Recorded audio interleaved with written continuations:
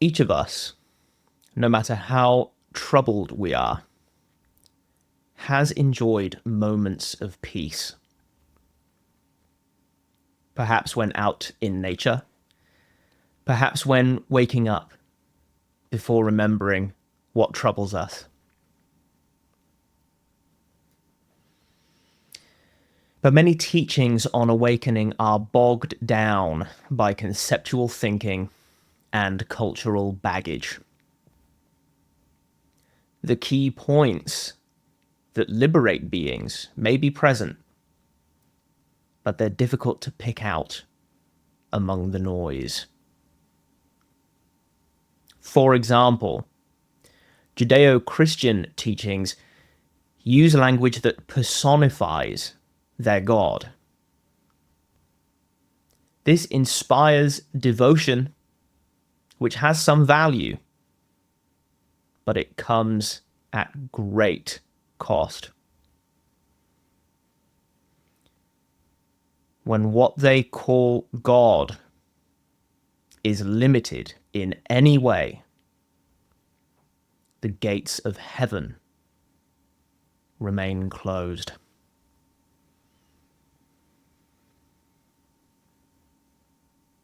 The first teaching on awakening that I explored was an excellent presentation of Buddhism. In 2018, I was instructed to teach in that lineage, but there were still traces of cultural baggage. So I moved on. The direct teaching on awakening transcends all religion, philosophy, culture, and concepts, including that of self and other. This kind of teaching is rare because those who understand it are rare.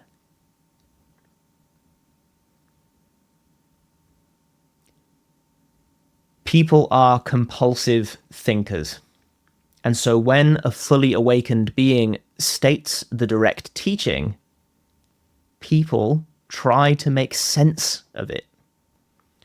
Though the teacher encourages students to rely on direct experience instead of thinking, many of them cannot recognize the difference.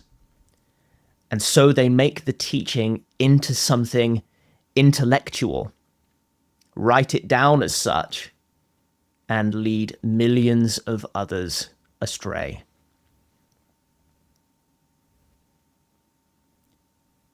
The direct teaching transcends categorization.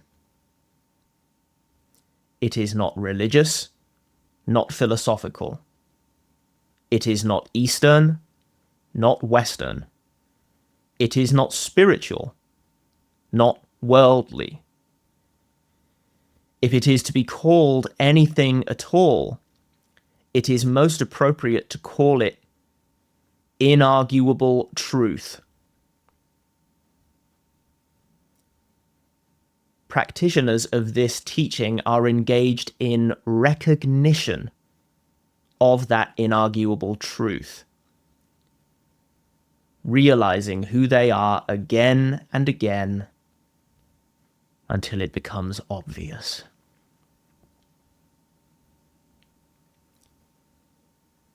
You don't need to do anything to make that recognition.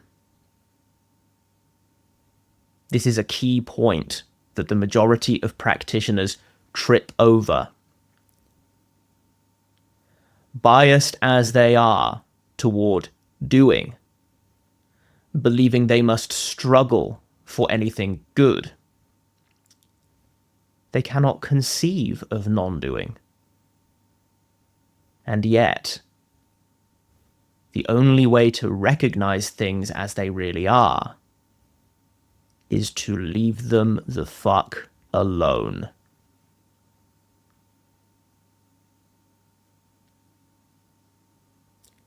Even the slightest trace of interpretation opens up the possibility for misinterpretation.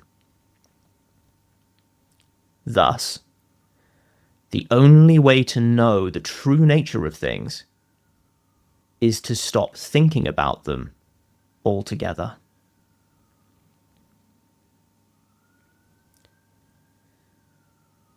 That people think they know better, stating that this or that must be done to realize what is already so, is the greatest arrogance.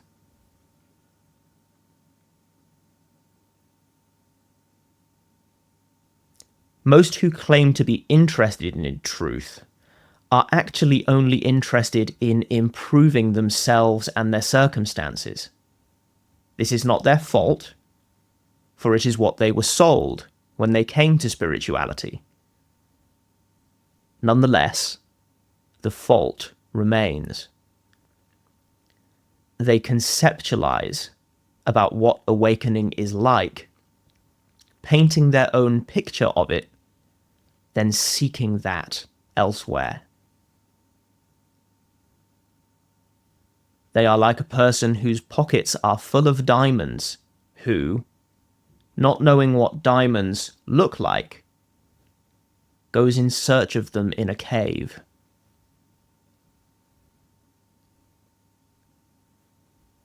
Awakening can only ever be right here, right now. The authentic teacher only points to what students must recognize in their direct experience.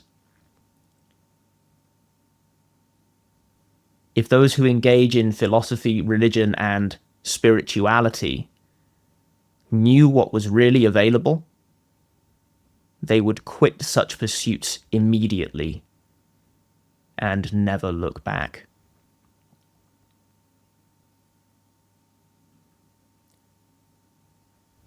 All you must do is stop doing.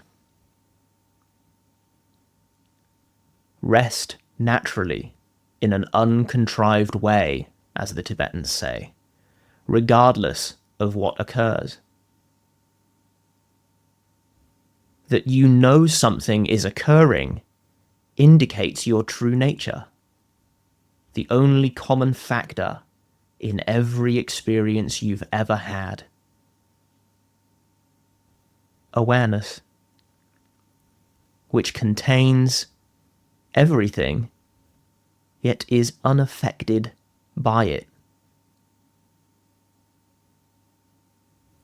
In this way, it is like space, like the open sky, in which clouds come and go,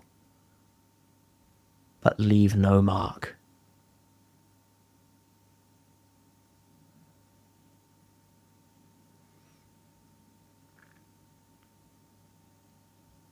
You need not do anything to recognize that the basis of all experience is awareness. When you stop drawing boundaries, which are all created by the thinking mind, it is obvious. No matter what appears, it is experienced in, as, by, and through awareness, subsumed within it, so to speak, yet not localized with respect to any periphery or center, for awareness has no dimensions. No matter how far you fly out into the void of the cosmos, even if you find a way to go beyond some kind of outer edge, awareness would be the basis of your experience.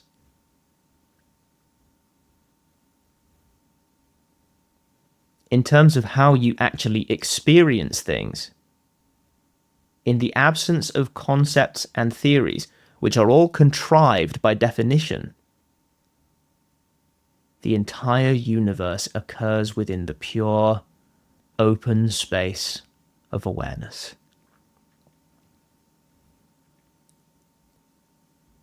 Things that trouble you your bills, your health, your boss, seem to obscure this peaceful, empty expanse.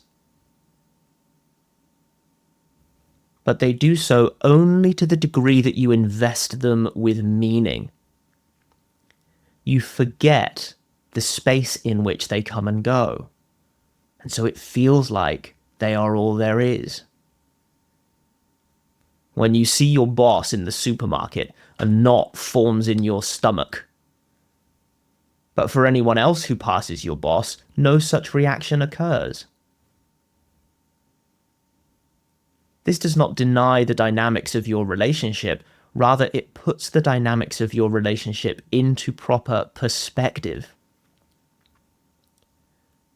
Your boss herself does not have some magical aura that causes knots to appear in stomachs. If she did, she would cause a knot in the stomach of everyone who passed her.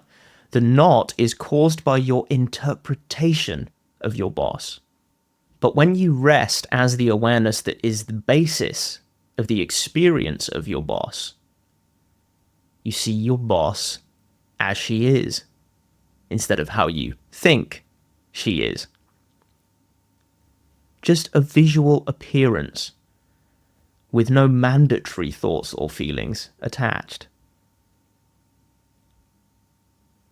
From this vantage point of natural rest, seeing things as they are, with no conceptual overlay, you wonder how you ever believed that a visual appearance had the power to make you think and feel certain things.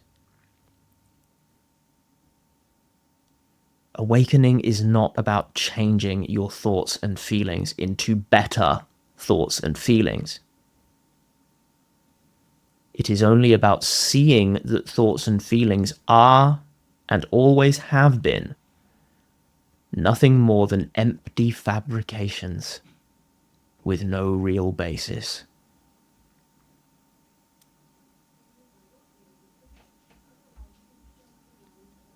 There is nothing you need to do to experience this relief. Everything already is as it is.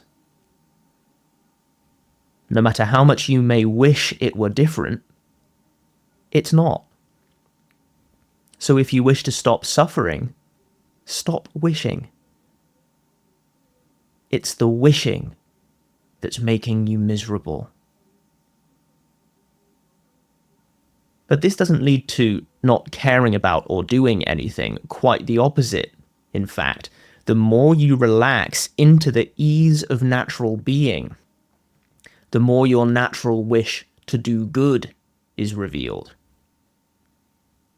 This is the most potent fuel for activity there is.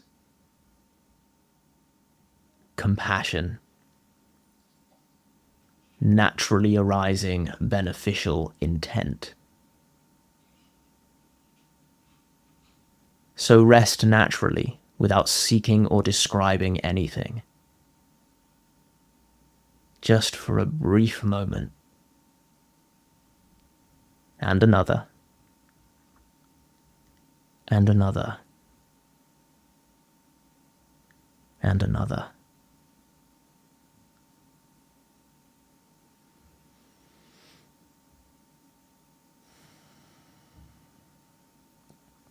If you have a question you'd like me to answer in one of these videos, drop me a comment. If you liked today's teaching, give it a like. If you want more teachings, subscribe. And if what you heard here resonated deeply, click the notification bell. I upload every single day, and I hope to see you tomorrow.